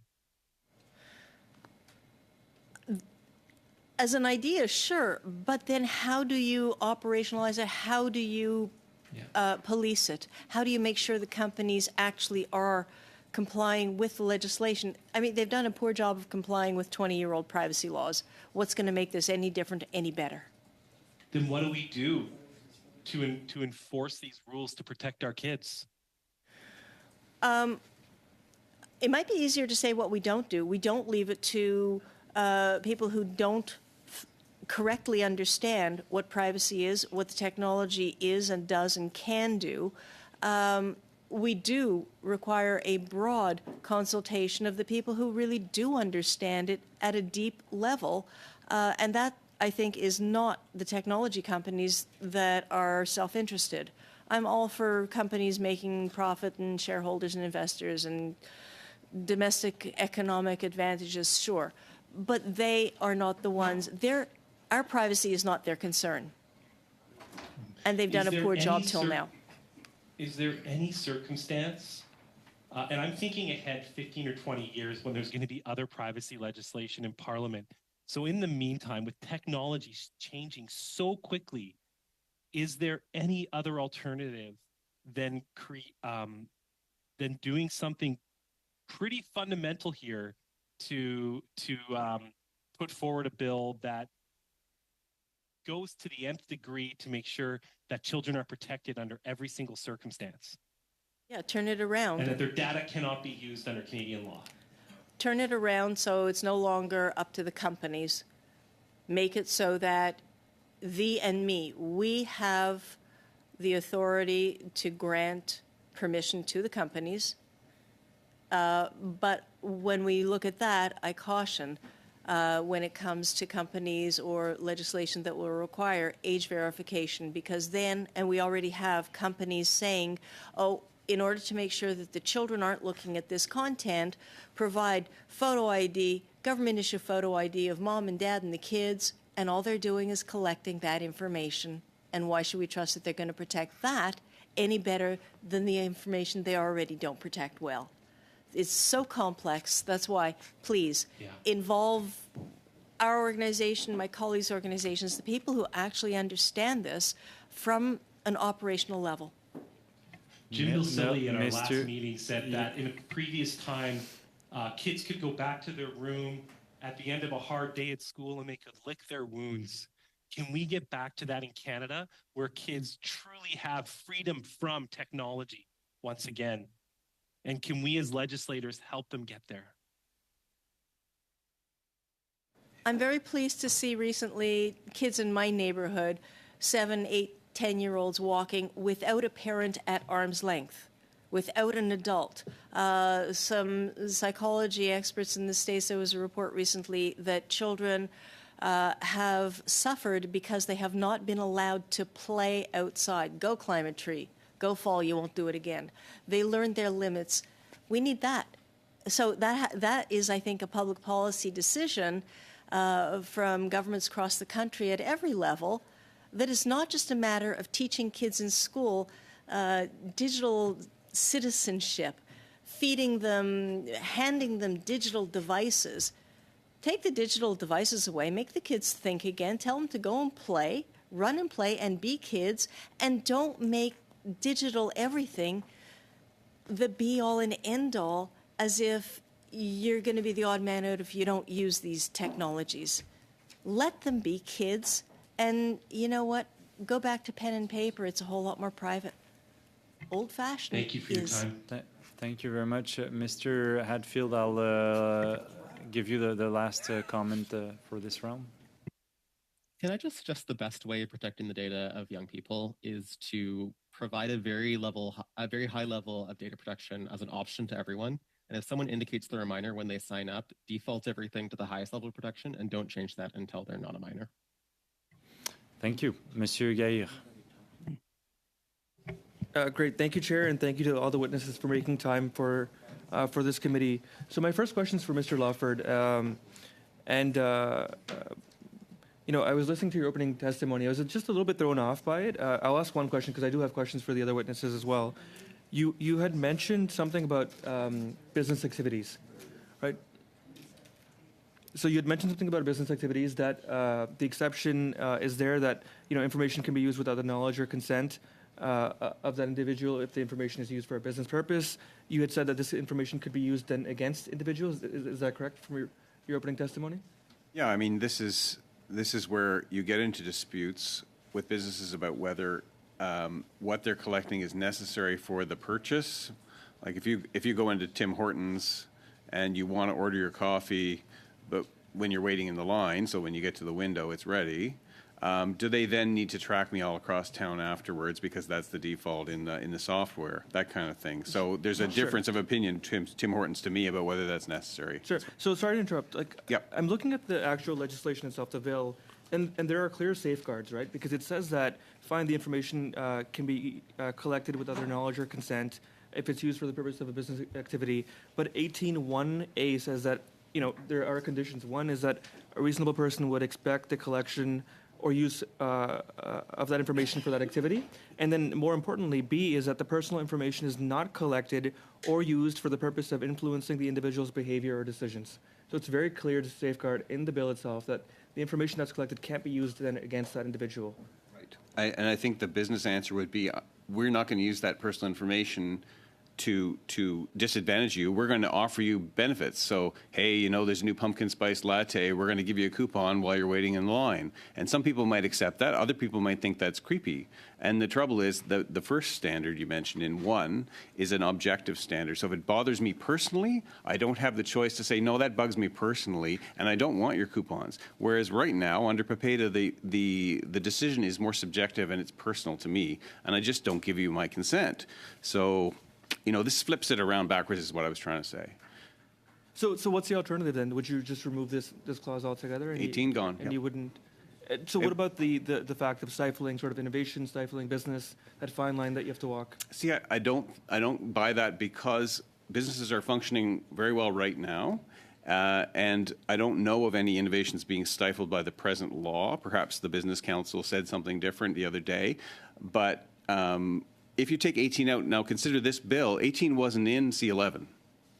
Okay, apparently the department didn't need all these exceptions in the first version, and now it's in. So I'm just saying take it out because business can function at the present time.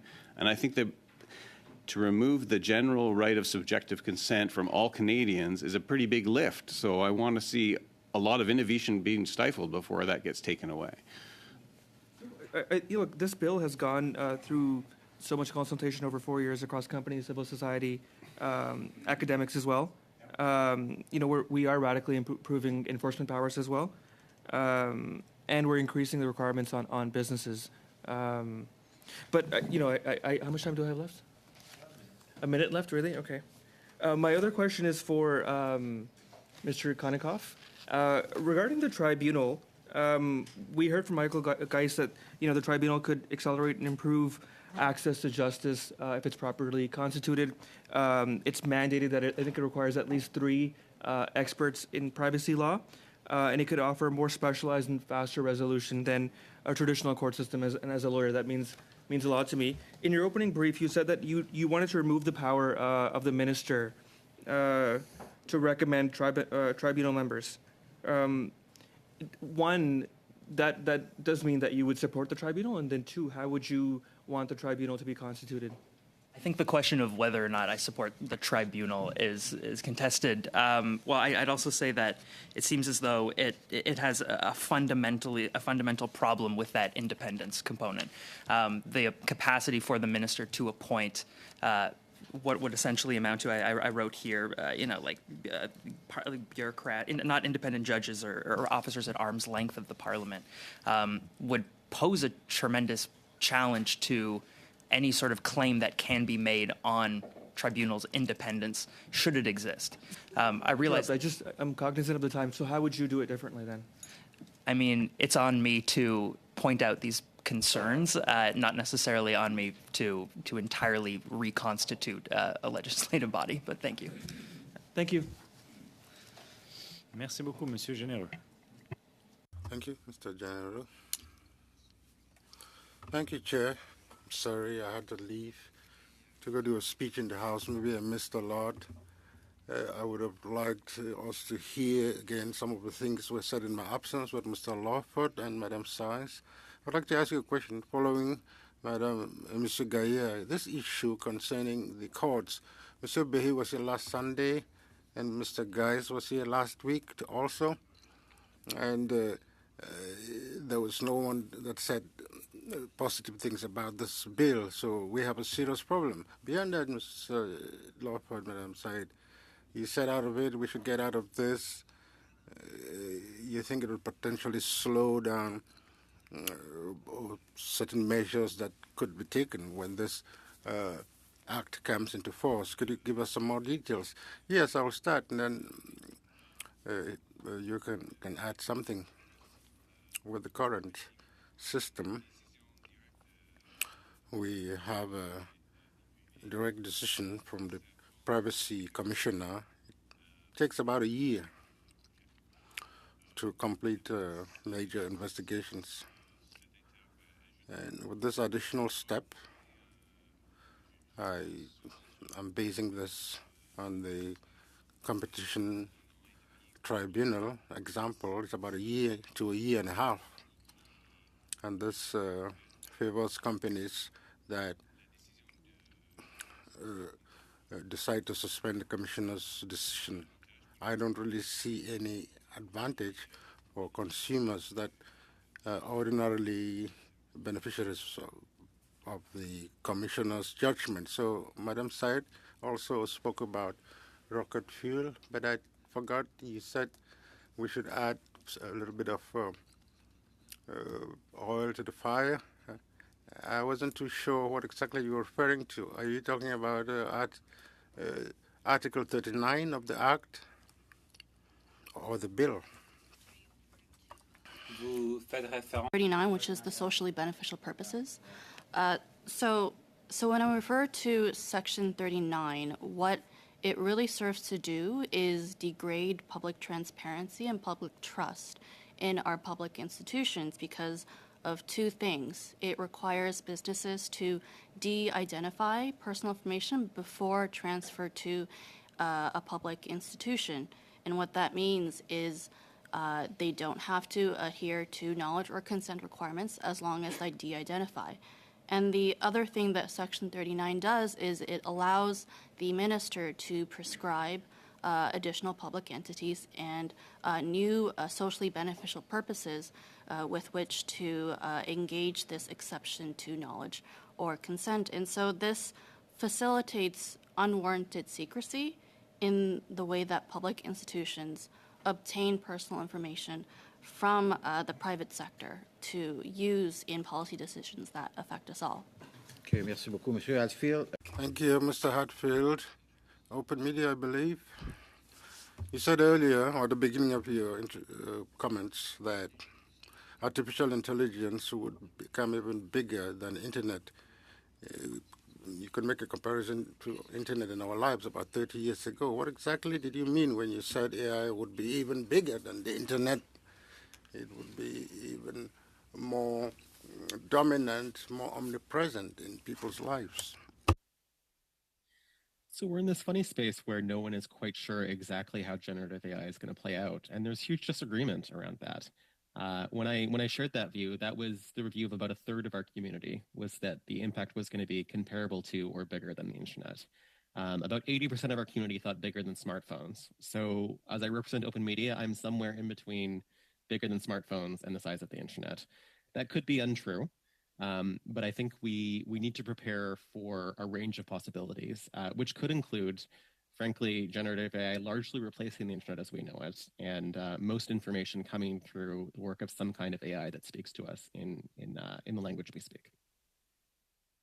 Merci beaucoup, Monsieur Sorbara. La parole est à vous. Thank you, Mr. Sorbara. The floor is yours. Chair, and welcome witnesses. I apologize for not being here at the beginning of the committee meeting, but nonetheless, I do have a few questions. If I can start off with, I believe, Sam from TMU. There, you have sort of a view, I would say, in terms of the Artificial Intelligence and Data Act, in terms of what amendments you would probably propose or you could propose, and also your view of the Act in general, if you can comment on that, please. Sure. I think that the bill needs lots of amendments and improvements, and I think some have been tabled by the minister already, and several are noteworthy improvements from the current version. Maybe just to focus some comments on things I haven't yet raised. I think the current model is really focused a lot on audits that organizations will potentially do themselves to determine the risks and harms. And AI audits is not yet a codified practice. It's not even really clear what field of expertise should be doing these audits. Is it computer scientists? Is it accountants? Is it lawyers? This is going to take time to develop and has to be accompanied by robust standards. But so, as that happens, the bill as it stands doesn't have a complaint mechanism. It's silent on how the minister will establish grounds to believe that an investigation is required. And there's no whistleblower protections for people who do bring things forward. There's no ability to do preemptive audits. So I think that my biggest challenge with the Act is in its regulatory model, and I do think that those pieces can be fixed. Okay. Thank you. And over to, I believe it's the Privacy and Access Council of Canada. As this committee meeting is going on today in Europe, there was a large AI meeting. All the leaders were there in terms of the UK leader, the Italian leader, and so forth. And I do want to ask, in terms of the Artificial Intelligence Act, I think there was a document dated 14th of April 2023 with regards to the EU becoming likely the de facto global standard for general purpose generative AI intelligence systems. And I'm going to be very humble about this. The speed at which AI and other forms of new technologies are taking place, I don't know how many people actually understand them. We were over in Europe several months ago as chair of the Canada-Europe Parliamentary Association. We had some folks actually from Montreal that were there that gave us presentations.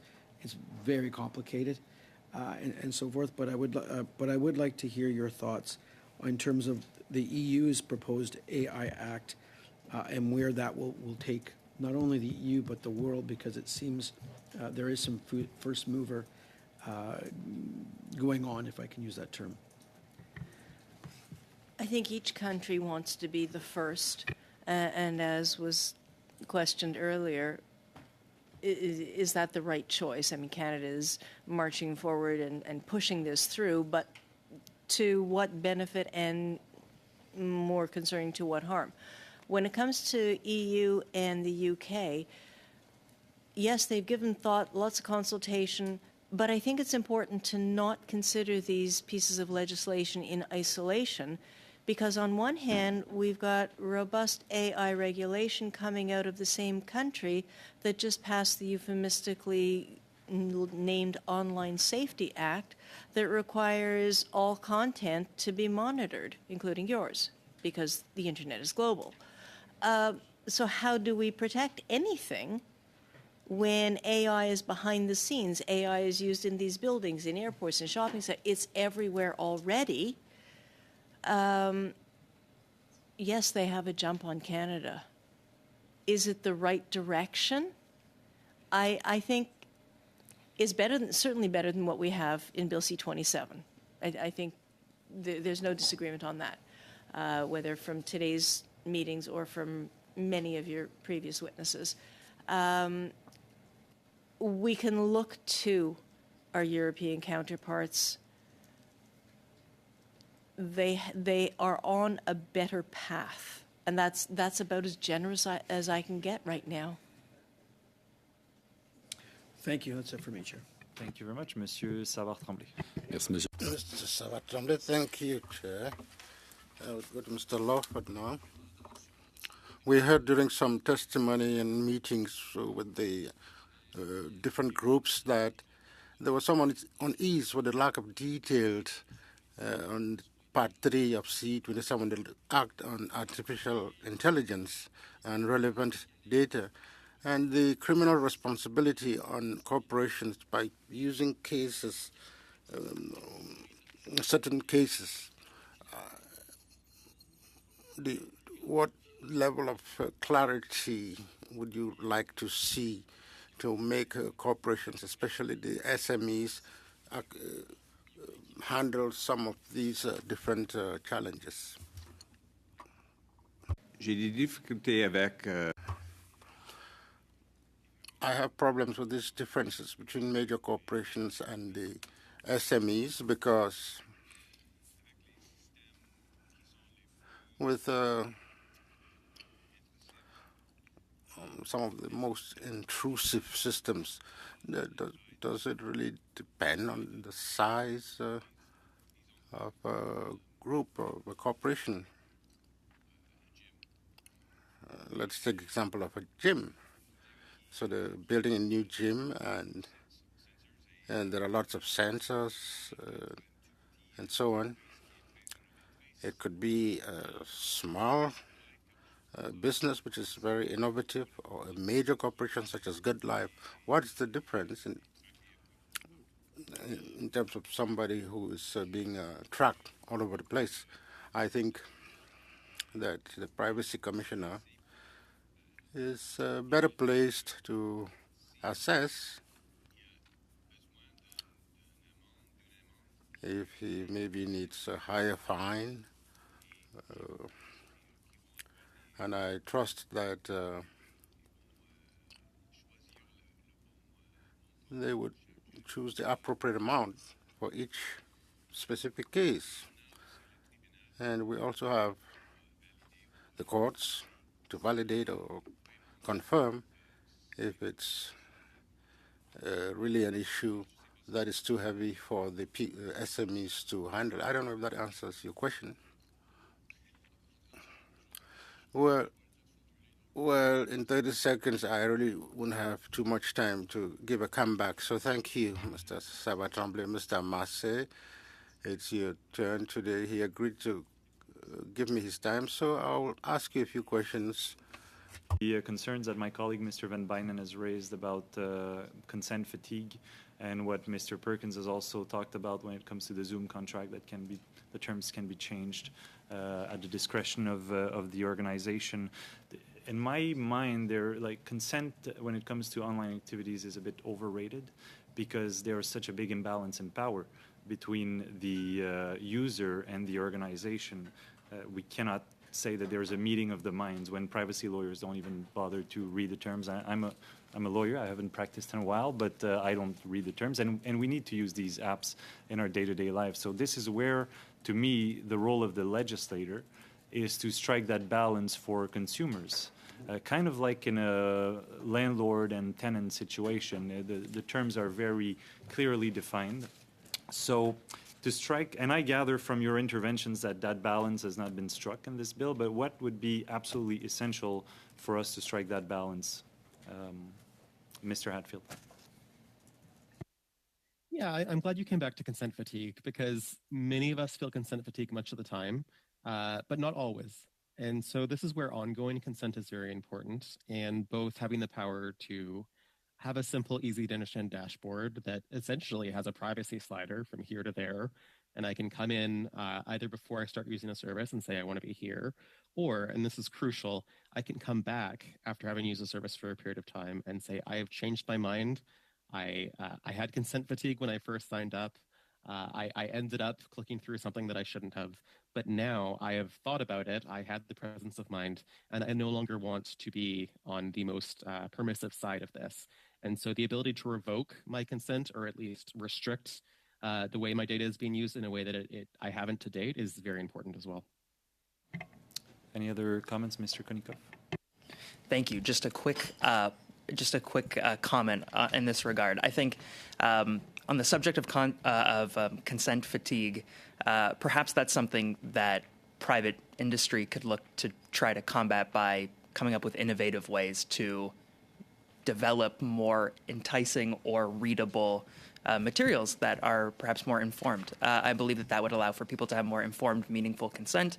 I could point to the work of some scholars out of York University, such as Jonathan Obar, who is working on a project in order to make consent and privacy policies more user-friendly, so putting them in terms that its users may understand. So if it's something that is an app that are predominantly used by teenagers who look at memes, then folding the language of memes into user consent. So putting consent in the language of the user is, I'd say, one way around that. If I can add to that, right now we already have a problem because, yes, some people say there is consent fatigue, but before you even see the website you've called up, the fact that you have called up that website has been communicated to Facebook through metapixels, through hidden devices, that you don't have the opportunity to consent or withhold consent. It's going on in the background. And even if you, as Matt suggested, do get the opportunity to withdraw your consent, that doesn't flow to all of the dozens and hundreds of organizations in the data brokerage industry that are bidding and exchanging your information. You don't have a direct relationship with them. You have no control.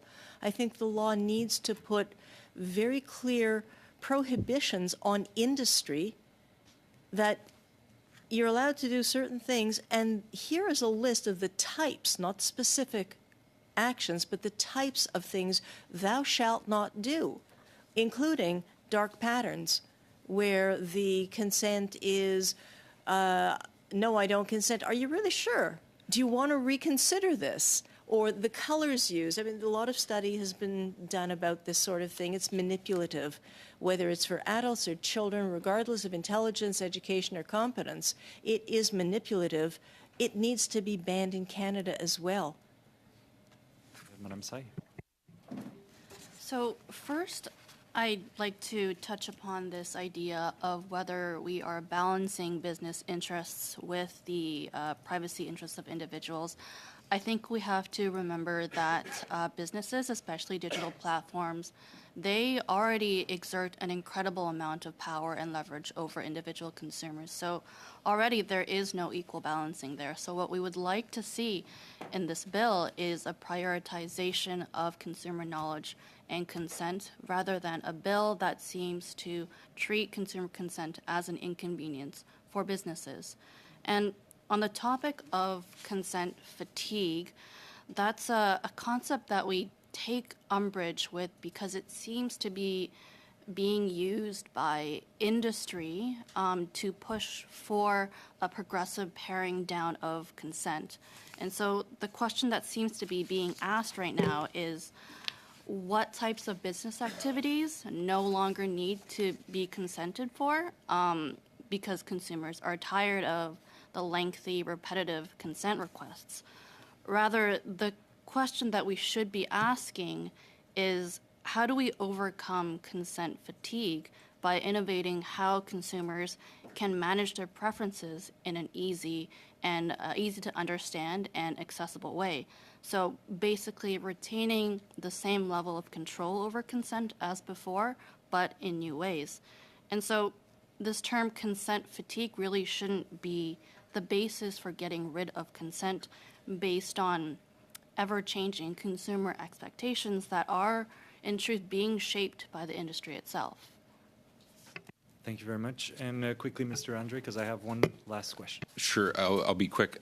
I would just say, in terms of consent fatigue, there are new exceptions and existing exceptions where people don't even need to be provided knowledge of the things happening. Say for workers, no knowledge is required or gathering of consent. You know, a different committee is at the moment studying the risk of TikTok sending our personal information potentially to China. There are no limits in this bill of any Canadian company sending data to China.